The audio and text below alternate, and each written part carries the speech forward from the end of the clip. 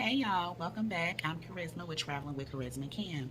I teach parents just like you how to travel with your kids on a budget and have fun while doing it.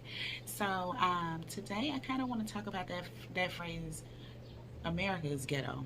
Y'all, I saw someone post that phrase and I just busted out laughing when they said America is just ghetto.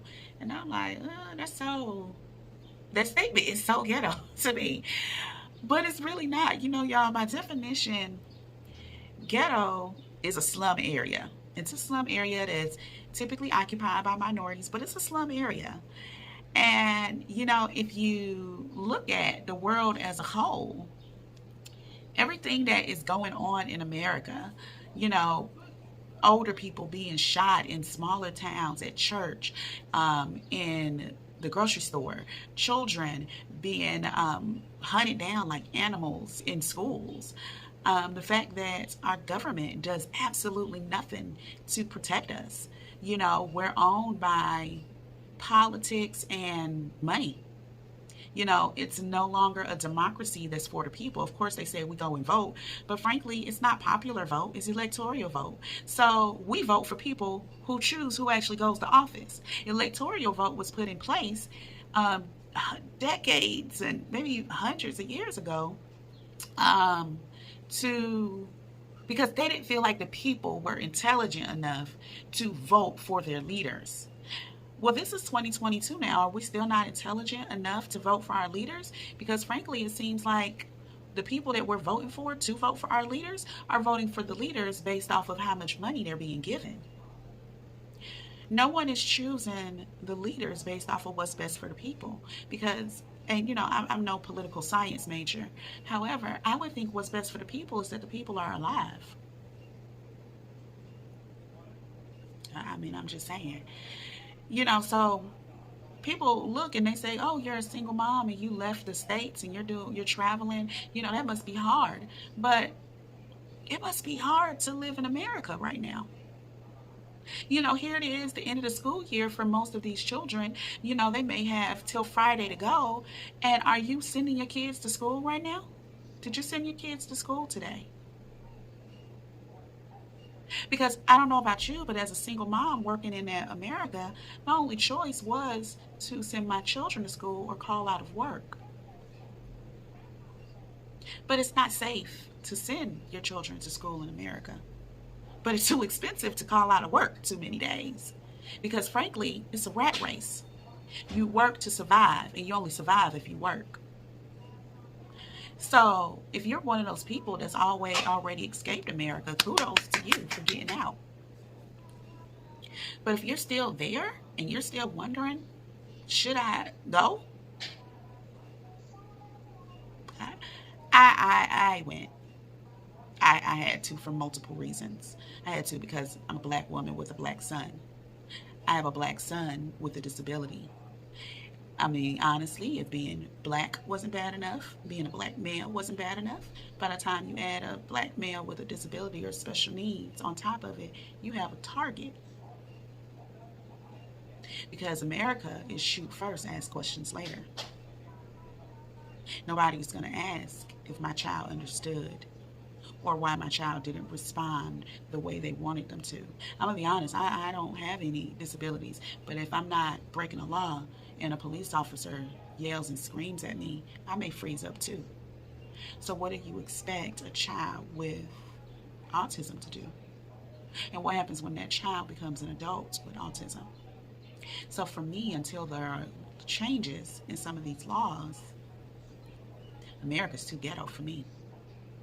Until I know that we can walk into a movie theater, sit down, enjoy the movie, and not turn around and wonder if someone will come in and start shooting, or even go to the movie theater and not have a gun on my hip for protection. America's too ghetto for me. Is it a big change to go from America to another country? You are damn right it is. Depending on where you go, I'm not gonna lie to you. You may not have hot water all the time. Your internet may not be good. Let's see what else happens. People may not be on time. CP time turned into a whole different kind of time when you leave America. But then on the flip side, there are places where you don't have those problems. You live in the city. I think that no place is perfect. It's a pick your poison. Here in the DR, and I've heard in other countries, as America, we're seen as being rich. So we're overcharged and things are overpriced. That's a poison that you can pick. But unlike in America, I don't have, as soon as I land on that plane, I don't go straight to the safe and pull out my gun to put on my hip to walk out the door. I don't feel a need to have that sort of protection. I don't know if America is ghetto, but it sounds like you're definitely in the trenches there. It is a war on humanity. It is a war on black and brown people. It is a war against those with mental health issues. You know, in the school system now, the guidance counselors aren't guiding, they're paper pushers. When I was in school, I knew my guidance counselor and she knew me. When I wanted to talk, she was there. She'd pull up a seat and close the door. I mean, sometimes we would even hide out there and miss a class to hang out with our guidance counselors. They were people who were there for you in your corner. When my daughter was in school, my daughter graduated a year ago. All those guidance counselors did was make sure they were in the right classes, fix schedules, you know, do the paper pushing things. And I'm pretty sure when they majored in that degree, that was not how they envisioned their job.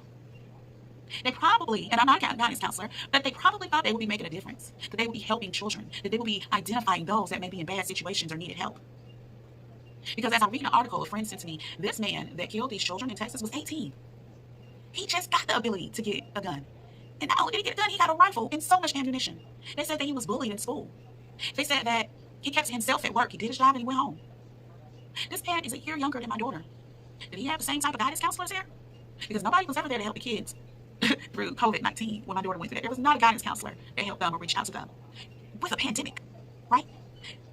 When they returned to school, there were no talks to help them through this tough time. So I can't imagine what is there for our young people that are being bullied, that are being treated badly. And no, definitely, this is not an excuse for this terrorist, by no means. But what I'm saying is, we have a school system where we're leaving our kids behind. We have a legislation that allows anyone to get an automatic rifle. We have a legislation that is now talking about the death penalty for women getting abortions but aren't providing formula for babies. So, when you, as a single mother, or parents in general, are making a choice whether you want to stay in America or leave, whether you want to homeschool or have them in a regular school, whether you want to just go to the grocery store, I have to say that the majority of countries are safer than America. I have to say that America is very much the ghetto of the world right now. I have to say that America is the trenches. They are no longer that power, that country that you look up to. And don't get me wrong, it is a place of opportunity. It is a place where you can get education. It is a place where your passport is recognized. It is a place where you can grow your wealth. You can invest in the stock market. You can have businesses, all these different things. All these things that I take advantage of as an American. But it has become an unsafe place. And until something is done about that, until our country is ran for people and not for money only, will there be a difference? Will anything change? Until then, you remain in the trenches. So my heart goes out to these families, to these victims of the latest terrorists. After seeing that we are only in May, and we have had more shootings, more terrorist violence, whether they want to call it that or not, these are homegrown terrorists. We have had more shootings than we have had in the United States than we have had days. It's a problem.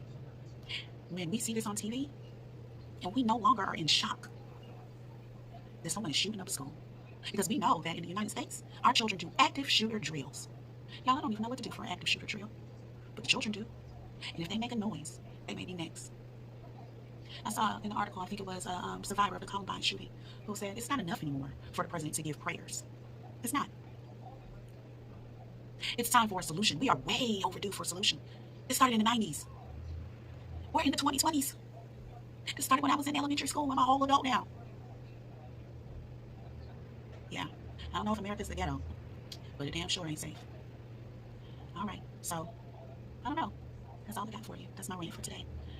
Prayers are with you all because you never know what happens when you open your door. Ciao.